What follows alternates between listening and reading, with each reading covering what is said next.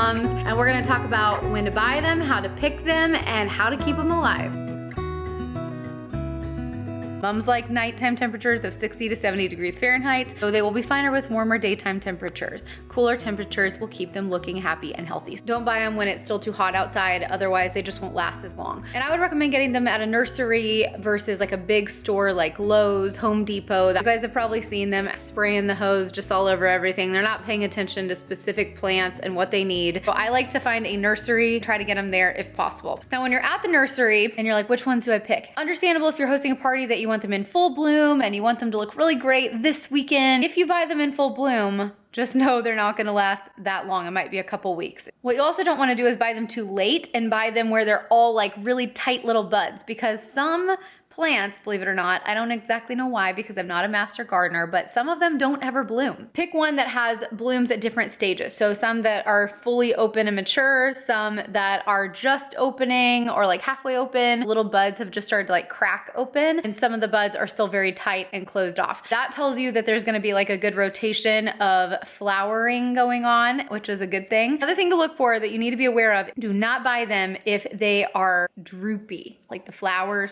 the leaves. You do not want to see drooping leaves because that means that it is drying out. It can also mean overwatering too. That's the hard part about mums. That's why we're here today, because mums can be quirky. It's not that they can't come back, but why would you buy them? They already are having some trouble. If you time it well and you go to a good nursery, you should be able to pick from a bunch of mums that look perfect. I like to buy a variety of sizes, but if you're trying to pick ones that live longer and do the best, a very healthy jumbo mum is going to live longer. Look for density.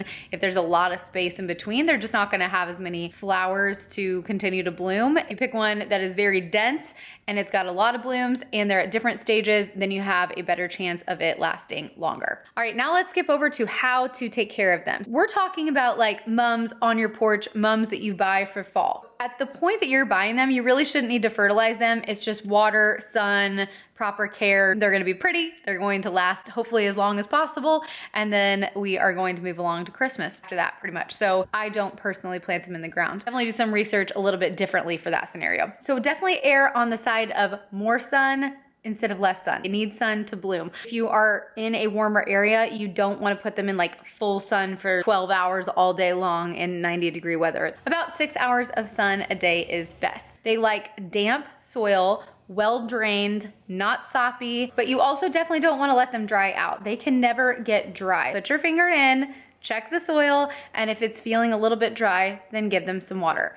It should always be nice, damp soil. So you do need a little bit more water when they have more buds, just because they're working really hard to get those flowers to bloom. Watering every other day once they're a little bit more mature is about right. That soil always damp and just not soppy. When you're watering your mums, you do not want the water to go on top of the blooms. Use a watering can that has a skinny spout like this, so that way you can get to the root and get the water into the plant without dripping water all over the flowers. Now they can take water on top of the flowers. It won't cause them to die. It just promotes disease and rot, so watering at the root is best. So then it will start to come out the bottom, and that's when you know it pretty much has enough. You should stop watering so that you don't have soggy soil. Another thing to keep in mind is rotating the flowers. So if you keep them in planters that they're getting the same side of the sun every single day, then flip those every other day or once a week so that different sides of the plant get the sun. Just keep them looking symmetrical. If you have them on a porch or something like that and you want them to look symmetrical, that's the best way to do that.